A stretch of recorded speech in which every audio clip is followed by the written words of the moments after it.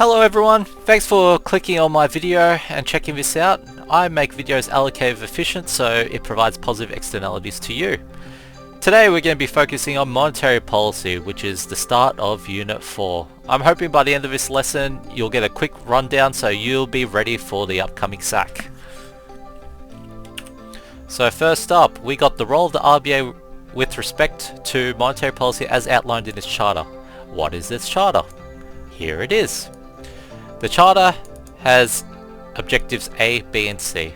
A being its main priority, B and C is alternative or secondary objectives once A is completed. So when they say the stability of the currency of Australia, they do not mean that the Australian dollar holds its own against the USD or the trade weighted index. It's not as simple as that. When they say stability of the currency, they're talking about maintaining inflation. So, what's the goal of low inflation? Well, it's to make sure we keep inflation between 2 to 3% over the medium term. So, once inflation has been achieved, then they worry about objectives B and C. B being the goal of full employment, and then C being the economic prosperity and welfare of Australia, while they're really talking about strong sustainable economic growth and living standards. So essentially, if inflation's achieved, they focus on the other domestic economic goals that we have in Australia. And that's it. That's dot point number 1 completed. And I can put a little cross arrow on that. So, the second one, conventional monetary policy and how it affects interest rates. Probably my most hated topic in monetary policy. Probably the hardest topic in monetary policy. So let's just get into it, hey? This is the Australian cash market. So the supply of cash is a vertical line. It's perfectly inelastic. The reason why cash is a vertical straight line is because the RBA are the only people who issue Australian dollars. They're the only ones who can create it, and legally the only ones who can destroy the currency too. The reason why it's straight is mainly because the RBA doesn't run for profit. The RBA exists in order to control inflation. So even if, the price of money goes up or the price of money goes down, they're always going to supply the same amount of cash because they're not driven by profits like every other business. And demand for cash is the same as demand for anything else. As the price of something comes down, the quantity demanded for that product increases. So we got a target cash rate, we got an RBA lending rate, and we got an RBA deposit rate. What does that all mean? Well, let's explain it. Right now, we have a cash rate of 4.10%. And the deposit rate can be as low as 0.25% below this rate. So 3.85% is the deposit rate, and the lending rate is 0.25% higher, so it will be 4.35%. Alright, so these are the parameters based on the cash rate that exists as of July 19th, which is 4.1%. So, a little backstory. This is going to be difficult. Okay. Before we get into how the RBA manipulates the cash rate, you first need to understand how money works in our economy. First up, when you pay for a transaction or you complete a transaction, you probably looked in your CBA account or Westpac account, ANZ, whatever bank you're with, and you'll see that when you complete a transaction, sometimes it says pending, and that pending could sit there for 24 hours or 48 hours before it actually is a complete transaction. This occurs because banks don't bother at every single given second of the day transferring funds from one bank to another because it's quite tedious work. That requires so many actions. Instead, what they do is at the end of a trading day, they figure out how much money needs to go to each individual bank and complete one transaction rather than millions. So, banks have an account. Their bank account is actually called an exchange settlement account. All big financial institutions and banks have one of these accounts, and that's linked with the RBA also.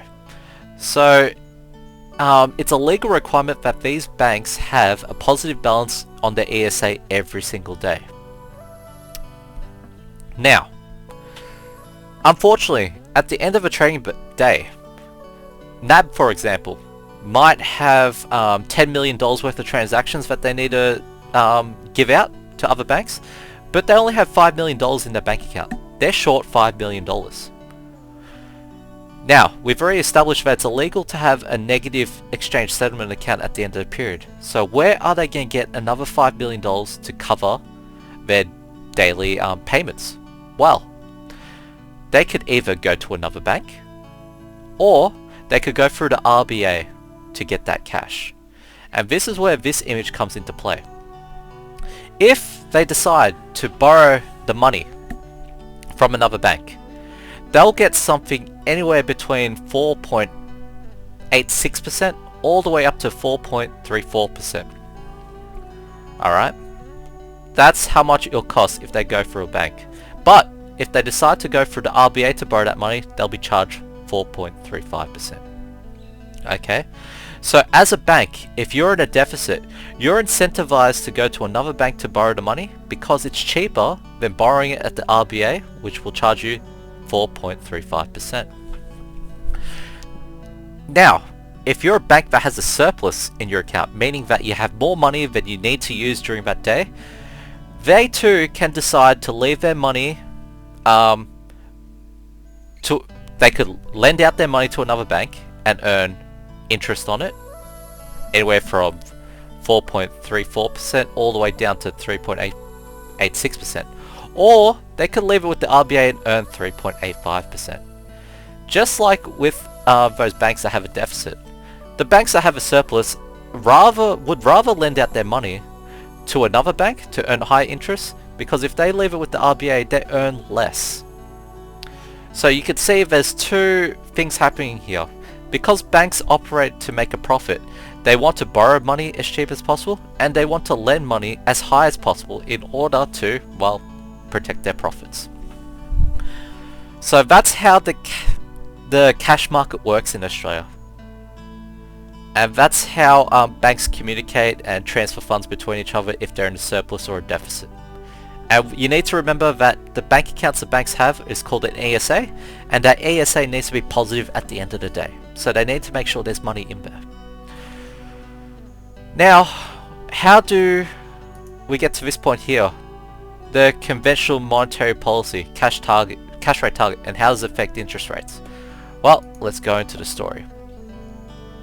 First up, the first Tuesday of every month. So I'll get the RBA's page, RBA decisions.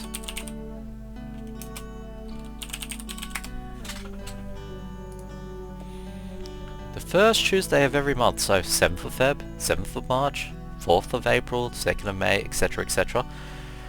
On that Tuesday at 2:30 PM, they'll make an announcement stating their intentions for the cash rate. Are they going to go up or are they going to go down? For example, in June, they mentioned here at today's meeting, they decided to increase the cash rate by 25 basis points to 4.1%. So, how do they increase the cash rate? Before this, it was at 3.85. So how do we go from 3.85% to 4.1%? Well, this is what Key Knowledge Point 2 is about. So, we're going to look at through one lens, the lens I usually use. This is where the RBA manipulates the supply of cash in order to change the cash rate towards where they want it. So, I'm going to draw a supply line in red. Get a nice fat red line. So let's imagine this S line is S1, our original supply line, and this green one is S2. I should really paint that in green, shouldn't I?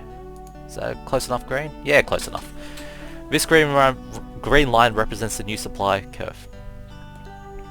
How do we reduce the supply of money to drive the cash rate up to its new target? Because we used to be at 3.85%, and when the RBA announced that they want their target cash rate to be 4.10 in June, how did they get there? Well, this is how it works. Step 1, in this whole process of explaining it, step 1, Let's change that to black. 1. Tuesday, 2:30 p.m. The RBA makes its announcement and states the reason behind their decision. June, cash rate up, raise cash rate. Alright, so we're basing this on what happened in June. Not July, because July they just literally left the cash rate how it was. Okay? The second thing we need to point out is, how does the RBA change the supply of cash? Well, there is a thing called Commonwealth Government Securities, also known as CGS. Commonwealth Government Securities are what the federal government issues in order to borrow money from the private sector. At the moment, if you have not done budgetary policy, just think of Commonwealth Government Securities like an asset. Let's just imagine it's a house. Just for hypothetical sake. So, the RBA can decide to buy or sell these Commonwealth Government Securities in order to manipulate the supply of cash in the market. For example, if we need to reduce the cash rate, if we need to increase the cash rate from 3.85 to 4.1, we need to reduce the supply of cash. How does the RBA remove money from the Australian cash market? Would they buy or would they sell? Think about it. Which one will put more money in the RBA's hands to remove from circulation? Well, if you said sell, you are correct. Because if the RBA sells a Commonwealth Government security, they're going up to the banks and saying, hey, here's my asset. You take my asset, I take your cash. When the RBA gets their cash, that's it. That money is removed from the market. And no one else has access to it. So effectively, we're reducing the supply of cash. But why would banks accept this offer? Why would they just freely give away their money to the RBA? Well, remember how banks operate for a profit? Well, the RBA uses that motivation to manipulate the supply of cash. So for example, let's just say the Commonwealth Government security is worth $5 million. Right? But they go to you and go, hey, this asset is going to give you $5 million at the end of it. I'm going to give it to you at a discount today for, I don't know, $4.5 million. Would you buy an asset that's $4.5 million if you're guaranteed that you'll get $500,000 sometime in the future? Probably yes. These are the offers that the RBA make to the banks that are too good to refuse, and it'll be silly not to accept this because it's free money, essentially.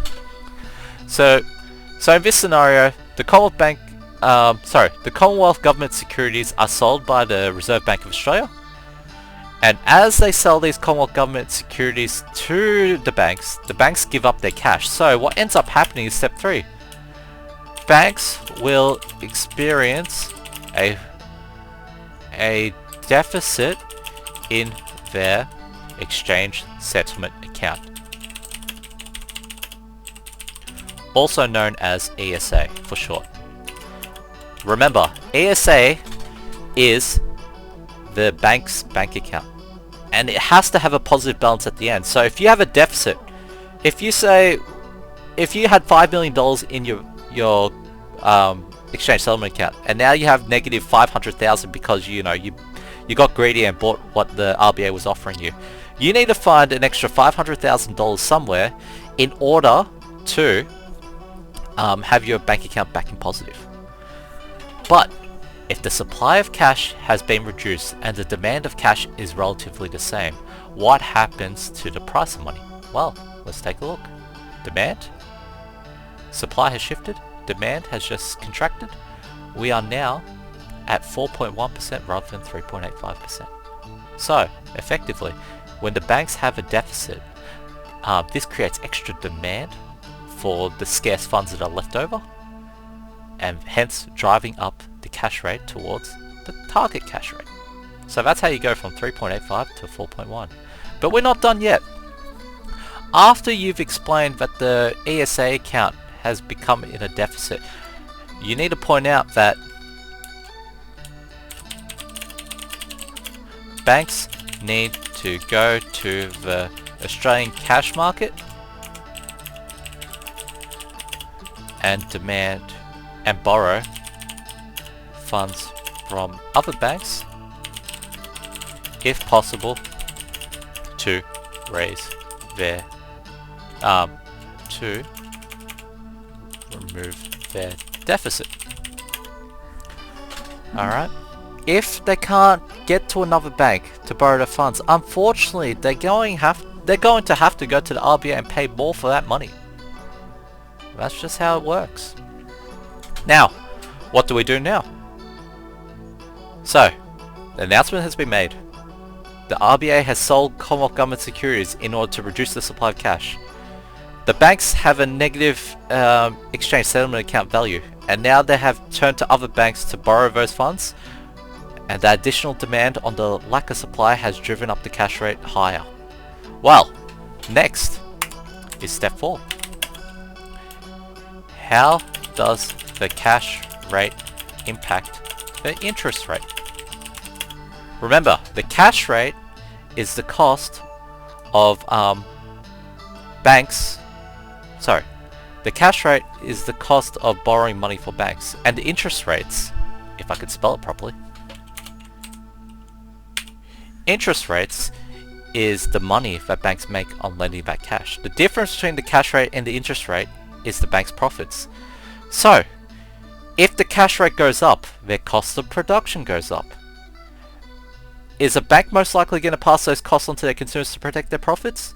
Absolutely, and that's exactly what's happening today. So every time the cash rate goes up 0.25%, people like myself who have a mortgage will see their mortgages go up by almost the exact same amount, if not sometimes more. Because banks don't have to just pass on the rate rise as much as the RBA has passed it on to them. They're more than welcome to raise it higher than the actual cash rate itself. Because, well, they're there to make a profit. And if they can afford to charge you more and still make profits, they will do it. It's just how capitalism works. So that's it. That's key knowledge point 2. That's how the RBA changes the cash rate target based on the buying and selling of Commonwealth Government securities. That's key knowledge point number 2. Yeah, call it quits there and move on to the next dot point. Alright, so going back to this, we have now covered dot point number 2. Now we could go to the next one. One example of operation of an unconventional monetary policy tool in the last 2 years. Oh, fun times! Alright, so let's go through it. On my PowerPoint, I've got this. These are the 5 different types of unconventional tools that the RBA could use if dropping the cash rate or increasing the cash rate was just not enough to influence inflation back towards its target. So we've got forward guidance, asset purchases, term funding facilities, adjustment to market operations, and negative interest rates. Now the RBA only uses the first 3 as an option. These 2 here are other measures used by other nations around the world. For example, negative interest rates, I'm pretty sure Japan uses that. Adjustment to market operations, I think the US uses it. I'm not too sure about that because I really haven't done any research on it, if I'm being honest. The one that we're going to focus on the most, because, well, the only one we're going to focus on because the study design specifically says you only need to know one. Well, we're going to go with the easiest one because that's how we are. We want to be allocative efficient. We're going to go with forward guidance. So what the hell is forward guidance? This is forward guidance. This is literally plucked from the RBA website. So the central bank, the RBA, will just tell you what their plans for monetary policy is in the future. What stance are they going to take? Now you're probably thinking to yourself, what the hell is monetary policy stance? Well, we'll talk about that later. All you need to know now is the RBA will not, the RBA will increase leave the cash rate the same or decrease it based on two variables. It's either going to be based on time or based on the state of the economy. So back in 2020 when we were having a pandemic and inflation was very, very low. In fact, we even experienced rates of deflation at one point. The RBA said that they will not raise the cash rate until 2024. So he made a forward guidance. Why did he tell people that he was not going to change the cash rate till 2024? Well, you need to remember, during the pandemic, people were nervous. Their consumer confidence was low because we didn't know when the economy was going to return back to normal. We didn't know how long people were going to be unemployed for, and we didn't know how long the federal government was going to give all the welfare support, such as JobKeeper and JobSeeker, in the economy, because it was costing a lot of money too. So, in order to restore confidence in the market and get people spending in the economy, Philip Lowe said he wasn't going to change the cash rate till 2024. This gave people a bit of certainty, and certainty is always good in an economy, because if you know where the cost of money is going to be in the future, you're more likely going to borrow it and you're more likely going to spend it. So that's one contemporary example, which is a bit outdated because the pandemic is way past the 2-year window these days. The second way that forward guidance can work is based on the state of the economy. So today, the forward guidance provided by...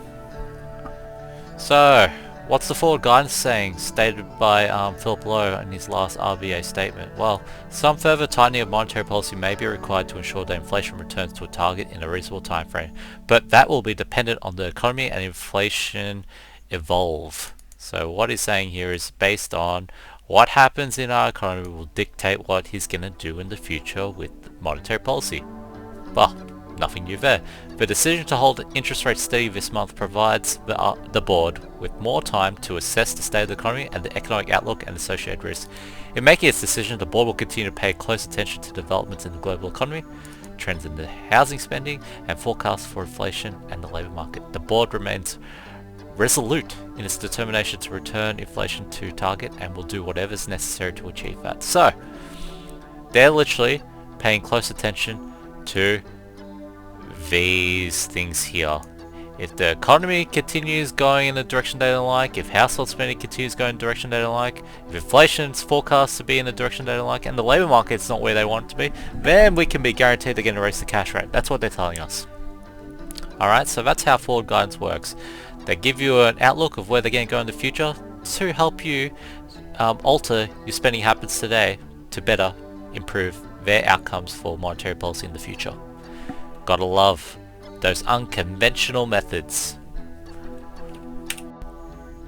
Woohoo! Not only did I cover the contemporary example the last 2 years, but I also explained it pretty well, I think. So, we're gonna go into the transmission mechanisms now. No! I lied. I'm gonna tell you about monetary policy stance before we go into transmission mechanisms, because I feel like this is probably more important to explain what the hell's going on with the forward guidance stuff, because the forward guidance stuff here says communication on the stance of monetary policy. So, how do I simplify it? Alright, I'm just gonna open up Paint. Here we go. So, alright, let's simplify it. So, an expansionary monetary policy stance. What is it?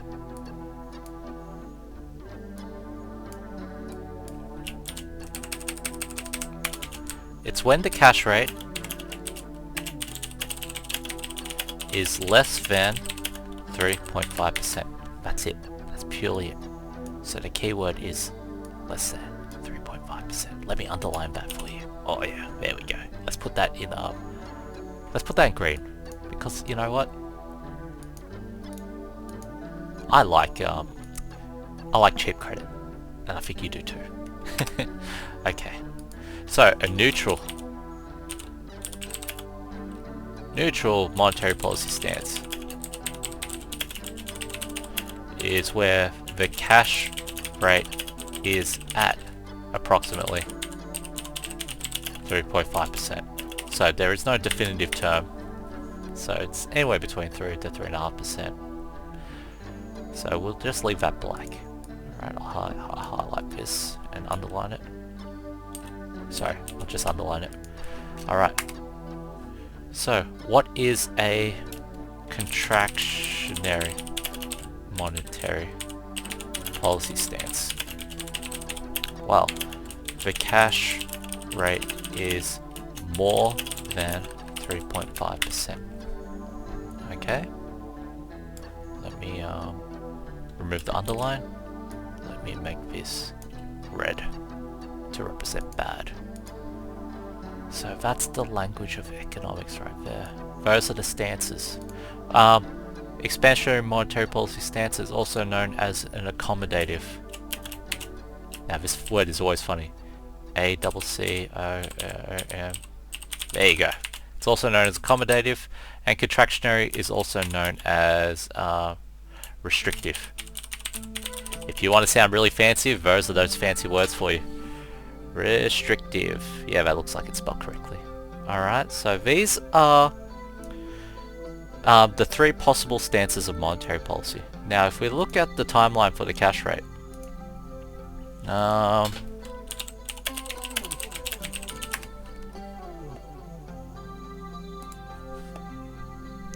so we don't care about all the other years. We really only care about the last 2 years. Here it is. So since, 2021, we're at 0.1, and it only started rising in May 2022. Man, those were the days. Alright, so you can see that the cash rate was increasing. When we say the cash rate's increasing, you can't just simplify and say the cash rate's increasing, but if you want to sound sophisticated, you say they're tightening the cash rate. Tightening means they're raising the cash rate. So we're tightening monetary policy here.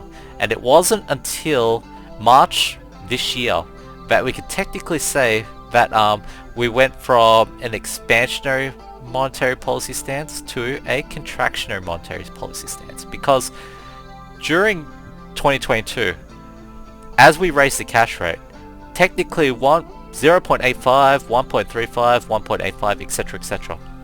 is still considered an expansionary monetary policy stance because the cash rate is low enough to still stimulate AD.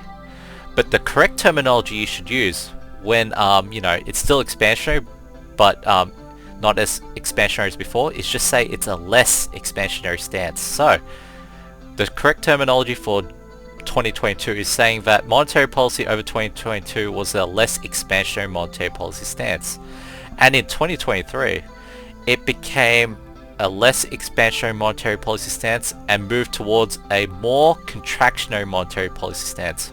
Why do we say it's more contractionary? Well, because we were at 3.1% in January 2023, and we went all the way up past the 3.5 limit and continue going upwards and potentially continue to go up in the next few months. So as we go further away from the 3.5% target range, we are becoming more contractionary in our monetary policy stance. So if you're going to explain what is the current stance of monetary policy for 2023, I want you to say it's more contractionary, alright? More contractionary monetary policy stance. And just for your own language here, tightening of monetary policy is raising the cash rate,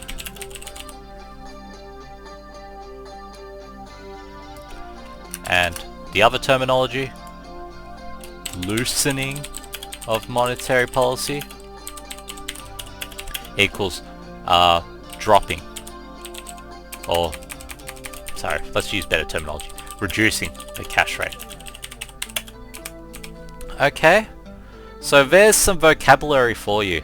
Now, tightening of monetary policy is not the same as contractionary or restrictive monetary policy stance. Remember, it is possible to tighten monetary policy, so raise the cash rate, but it's still expansionary. Remember, Raising the cash rate or tightening of monetary policy is just the cash rate going up. Expansionary monetary policy is where the cash rate is less than 3.5%. Okay? If I was writing an exam, I swear to God, I would put a question in there that would state what's the difference between, or distinguish between tightening of monetary policy and expansion monetary policy stance. And I bet you it'll throw a loop in the state. So be ready for stupid questions like this to pop up in your exam. Or even possibly in your SAC if I've given your teachers, you know, some ideas here. So, is that key knowledge point covered? Expansionary, contractionary, and neutral? Yes, it is. Let's scrap that off our list. So, the stance of monetary policy over 2 years and its likely achievement of the goals. Alright, let's go to it. Why not? Alright. How has it achieved our goals? Well, I like to go to this website. Trading economics. Alright. I don't want them to know my location. You guys don't need to know where I live. Alright, so trading economics. So let's look at GDP of Australia. Alright. Okay, those are dollar bills. I want annual growth rate. Alright. Here we go. How effective has monetary policy in the last 2 years in achieving our goal of strong sustainable economic growth? What is our goal of strong sustainable economic growth? Well, we want to keep GDP between 3 and 3.5% in its basic form, because at that percentage we can grow strong and sustainable without causing any negative impacts on society or the environment, or, you know, external stability, on inflation, on full employment. So practically it's growing without causing any bad. 3 to 3.5. Have we achieved that anywhere in the last couple of years? Well, no. No. No. No. No. No. No. Yes. Yes. No. No. No. Was there more no's than yeses? Well, then you could say they've done a piss poor job at maintaining GDP in the last 2 years. So yeah, it hasn't helped in achieving strong sustainable economic growth in the last 2 years. So let's move on to the next one. Let's look at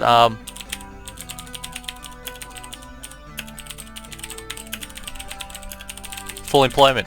Remember, anywhere between 4 to 4.5% is considered the point where inflation's low enough not to cause inflationary pressures. Well,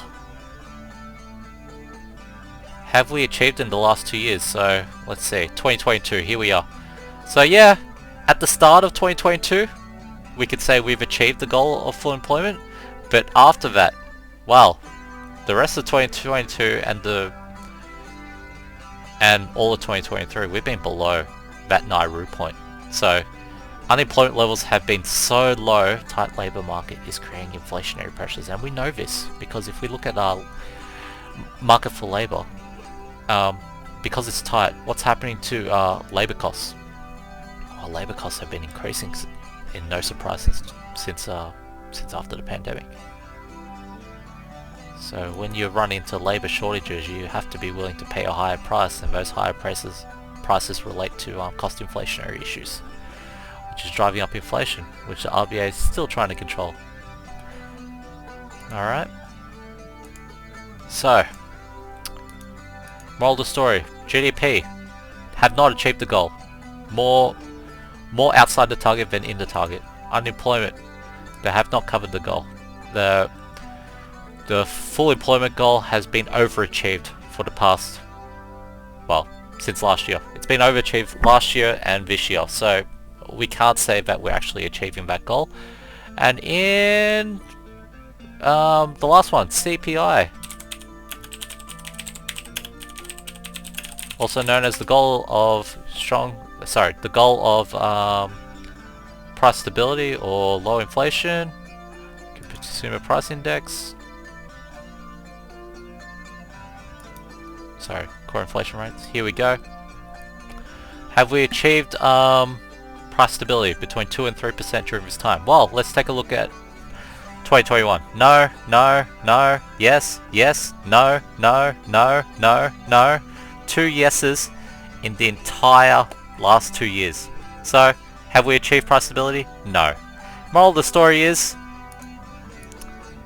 the monetary policy stance over the last 2 years, so we've gone from less expansionary to more contractionary, and it has not helped to achieve any of our goals in the last 2 years. Our domestic goals are shot. Our living standards are shot. I can tell you now, my living standards are piss weak compared to what they were 2 years ago. Funny, because I was earning less 2 years ago, and my lifestyle was so much better. Good going, economy. Good going. Alright. So, this stop point is covered. We've only got 2 more left. What shall we do? I think we'll do this before we finalize it with this one here. So, transmission mechanisms. What are they? Well, we already know that interest rates change. We know it will impact the willingness to borrow and the discretionary incomes of households and firms. Discretionary income meaning the income after taxes and paying for necessities to get by in life. So let's just say I make $2,000 a week, and after taxes I get $1,500. That's my disposable income. But after I pay my mortgage repayments, my food, my electricity, my petrol for the week, my discretionary income is about $50. So, discretionary income, in other words, is your play money. How much money do you have to play with at the end of all your essential spending? Well, the less discretionary income you have, the less consumption will happen. So, let's look at it into more detail now of what you need to know now. So, aggregate demand is impacted by the cash rate through a variety of different reasons.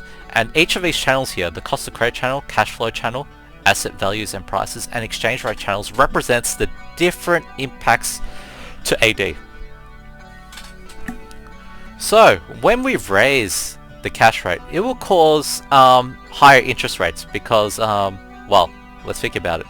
Cash rate goes up, liquidity in the market is reduced, meaning that, you know, the supply of cash in the market, there's less of it. Less cash, same demand, causes higher cash rate. The higher cash rate increases cost of production for banks. Those higher costs of production in banks will lead to higher interest rates for banks to preserve their profits. I hope that made all sense to you.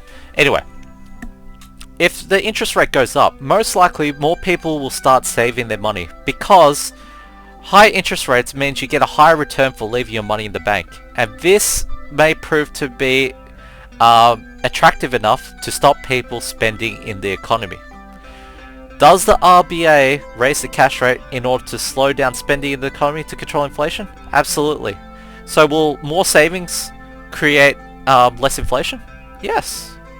Because by saving money, you're reducing consumption. Reducing consumption, assuming the rest of the AD equation stays the same, means that aggregate demand falls.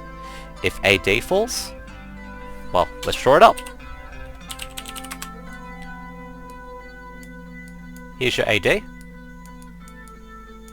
AD1, AD2 representing our new one, and here's AS1. If AD falls,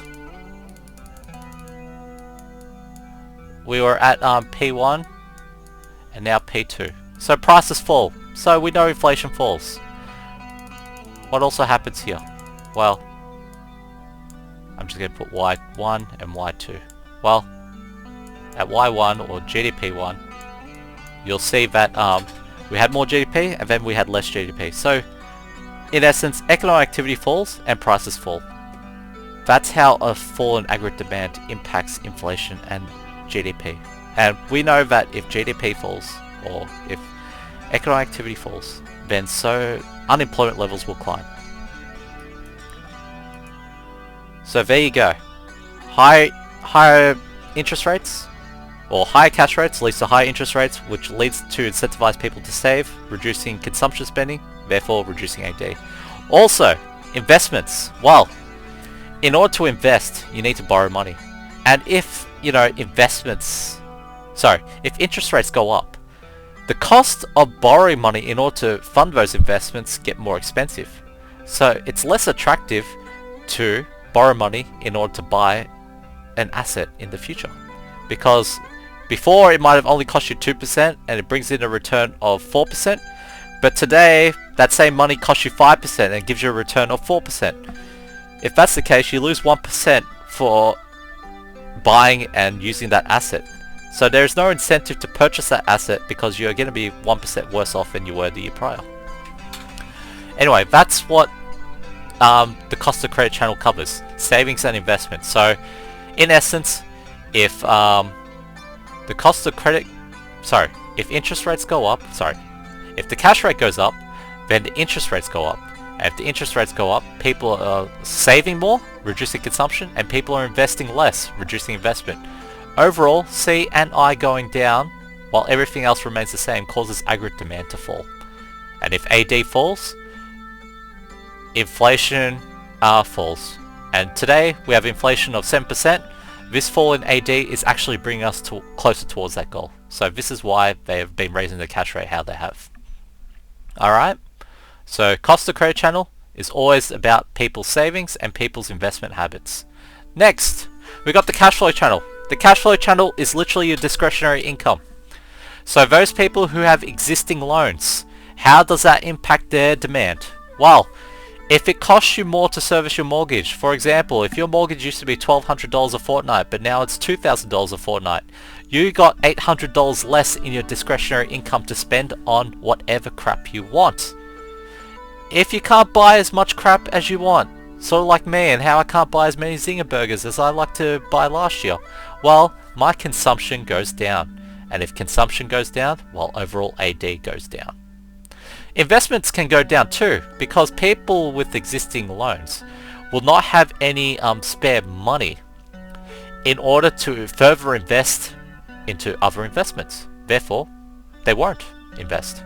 So C plus I goes down, which overall causes AD to go down. Alright, excellent! So we just covered two channels, cash flow and cost of credit channel. They both impact consumption and investment. So, let's move on to the next one. Asset values and wealth channel.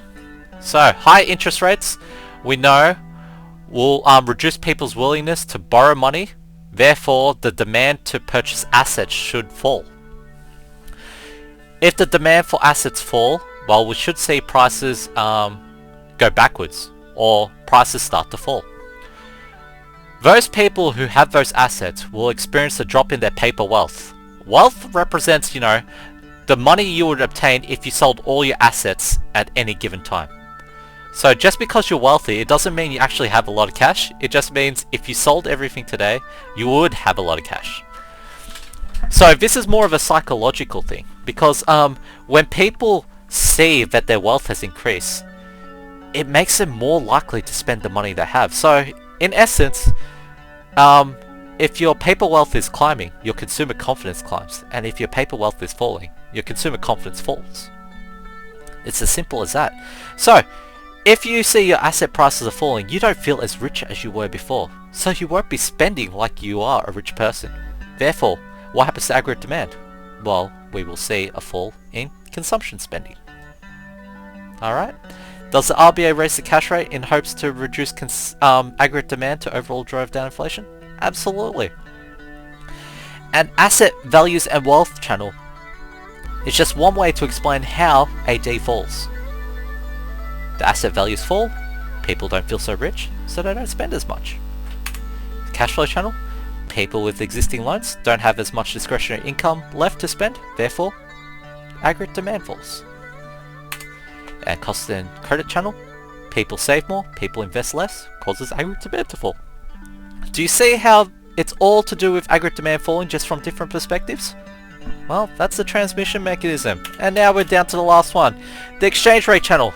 The absolute hardest one to wrap your heads around. And, this is reflecting back to your last area of study where you did international trade. Remember, when we raise the cash rate, assuming that our cash rate is higher relative to other nations. Let's just say our cash rate is at 4.1%, but the USA is at 2.5%. Well, if we have a higher cash rate, this will attract foreigners to invest their money in Australia because they'll get a higher rate of return. If they put their money in Australia, they need to convert it into AUD. So what happens to the demand for our currency? Well, I'm hoping you realise that if more foreigners are putting money in Australia, they will need Australian dollars, so the demand for Australian dollars will go up. At the same time, what happens to the supply of Australian dollars? Well, no one wants to leave their money from Australia. Everyone wants to keep their money in Australia. So we will see less Australian dollars being supplied in the foreign exchange market. So the lack of supply and the increase in demand causes a super event that causes the overall appreciation of the Australian dollar. So, now that we know that the Australian dollar is appreciating in value, what happens to AUD as a result of it? And this is what's so annoying about the exchange rate channel, because you have to explain what happens to the currency before you explain what happens to AUD. So once we know that the AUD has appreciated in value, we can understand that our international competitiveness goes down the toilet. Why? Because foreigners will have to exchange more of their foreign currency to buy Australian goods. Effectively, this makes Australian goods more expensive to them. At the same time, Australians will realise it's cheaper to import products than it is to buy locally, because the stronger Australian dollar means they have to exchange less AUD in order to get more foreign currency. If your imports are increasing and your exports are decreasing, what happens to your net exports? I'm hoping you realise your net exports decrease. And if your net exports decrease, then we know that our aggregate demand falls. And if AUD falls, so does inflation. Can you see how that works? So with the exchange rate channel, you have to explain what happens to net exports as a result of the appreciation or depreciation of the currency. So an appreciation of the currency due to raising the cash rate causes aggregate demand to fall. Is that what's happening right now? No. Because our cash rate is lower than it is in other nations. I think if we look it up right now, Fed rate USA, they're currently sitting at 5.08. They're almost a full 1% higher than Australia. So there'll be more capital outflows than inflows, and that explains why, if I go 1 year, that explains why the currency since January has depreciated to where it is. Oh, it's actually starting to climb a little bit, but it's still lower than it was in January. That's why the dollar's weaker, because, you know, you can get more bang for your buck in the USA, so people are sending their money to the US in order to get higher returns. And that puts less demand for our Australian dollar, and also increases the supply of Australian dollars in the foreign exchange market. Alright. My mouth is getting dry. How long have I been doing this for? It looks like it's been over an hour. Fuck. Alright. So, we have just scratched off another dot point in this damn study design. Woo! Oh, a little tooltip for you. I completely forgot to mention this. How the hell are you meant to remember the four channels? Well, lucky for you, I got an acronym that will work. So, if we look back, where are the channels? Oh yeah, here it is. We got savings and investment, also known as cost of credit. We got cash flow, assets, and exchange. So, to simplify, your acronym from now on is going to be ACES. Whoop. Why is it going to be ACES? Well, A represents asset, values, and wealth. C is going to represent your cash flow. E is going to represent your exchange rates. And S is going to represent your savings and investment channel. I mean, if you don't want to use ACES as your acronym, you're more than welcome to use ACE. You see, I got them all covered, mate. So, your two C's will represent cost of credit channel and cash flow channel. So, use either acronym, either way, you'll never forget it. I've just simplified it for you. Thank me later. Alright, last one. The effectiveness of monetary policy in the last 2 years, I'm pretty sure. Am I right? No. The strengths and weaknesses of monetary policy. Its impacts of aggregate demand. So remember, your SAC is based on how they manipulate AD and influencing the achievement of the goals. So we know that we haven't been really achieving our goals. So let's look at what monetary policy does really well to achieve goals and what it does really badly. And thank God I have a PowerPoint slide for that. So, the strengths. Nice and simple. You only need to really remember 2. I always tell my students to remember 2, but there are 4. If there was any ones that you should use to really help you, you know, understand the strengths of monetary policy, focus on these 2 here. Independent. Meaning that the Reserve Bank of Australia isn't tied to the government. So, they do not make changes to the cash rate based on political bias or for particular political parties to stay in power. Alright? That's not their intention. Their intention is just to control inflation, and they don't care how much they have to raise or drop the cash rate to achieve it. So that's a great thing about the strength of monetary policy. And the second one is implementation lag. Implementation meaning how quick do they enact the change in the cash rate? Well, as you're aware, they make the announcement on Tuesday, they implement it on Wednesday. That's a very short time lag. Sorry, that's a very short implementation lag. So within 24 hours of making a decision, they enact that decision. Alright? So, the market will adjust within 24 hours to whatever the RBA says. Those are the 2 strengths of monetary policy. Independence and implementation lag is small or short. Now, the other ones that I haven't highlighted, but they're still useful. Monetary policy is relatively powerful at restraining AD during a boom. So, it's good at stopping people from spending because, well, you're literally taking money away from people. And when you take away money from people, you reduce their ability to spend. Simple as that. And that third dot point there about monetary policy can have a powerful influence on the expectations of economic agents. What we're saying there is what the forward guidance that Philip Lowe makes can influence how people react in the economy, and it could have the same impact as if they just did raise or lower the cash rate. Alright? That's the strengths of monetary policy. Now the weaknesses. Alright, the first one. Oh yeah, let's highlight 2 important ones. Well, the first 2 are usually the best. Trust me. It doesn't discriminate. This is what monetary policy this is why it sucks. And you're hearing about it hopefully on the news that you know, certain people in our economy are doing it really tough right now, especially those low income earners, low middle income earners. Monetary policy doesn't discriminate. If you're rich, if you're poor, they're going to hit you with this cash rate change. That's why it's known as a blunt instrument, because it's a one policy fits all. Everyone gets hit by that policy. It doesn't matter if you're rich or poor, you're going to feel it.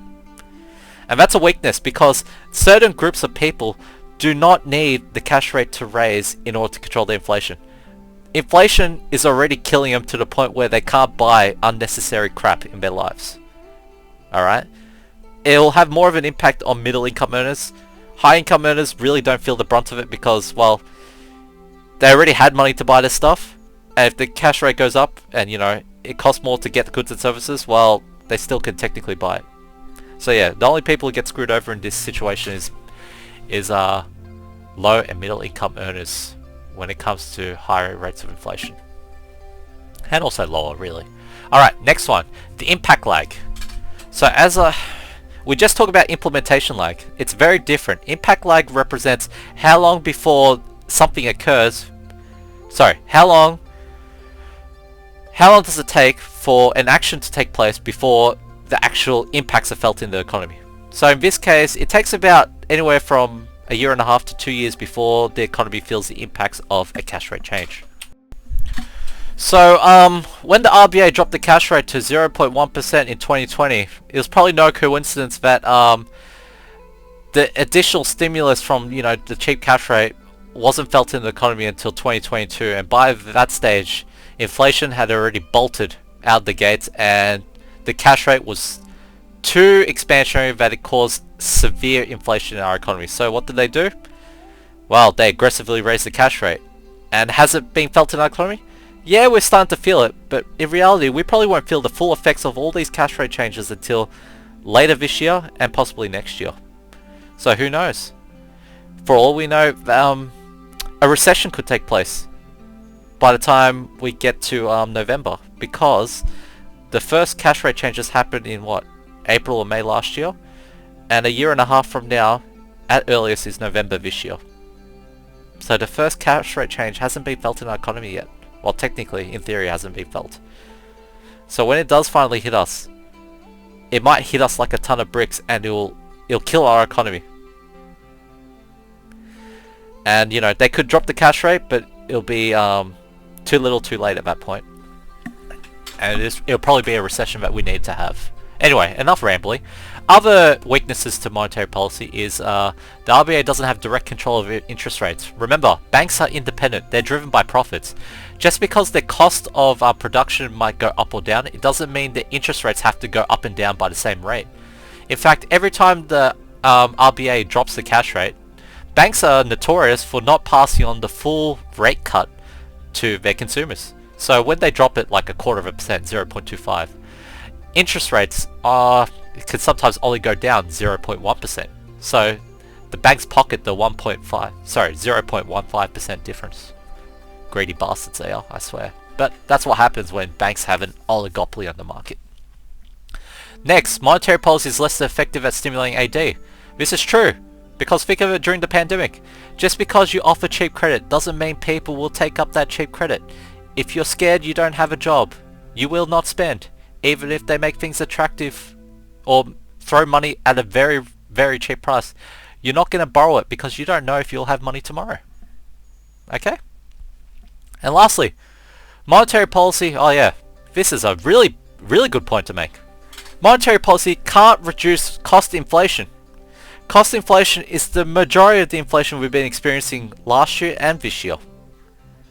It just so happens that, you know, demand inflation was picking up at the same time, so we got completely bamboozled by inflation last year. So yeah, that's everything to do with monetary policy in a nutshell. I hope that this presentation gives you a little bit more confidence about what you need to know in terms of key knowledge points. Sometime this week I will do some practice questions and give you sample responses to give you an idea how to write responses for all these key knowledge points. In the meantime, thank you for your time. I'll see you in the next video.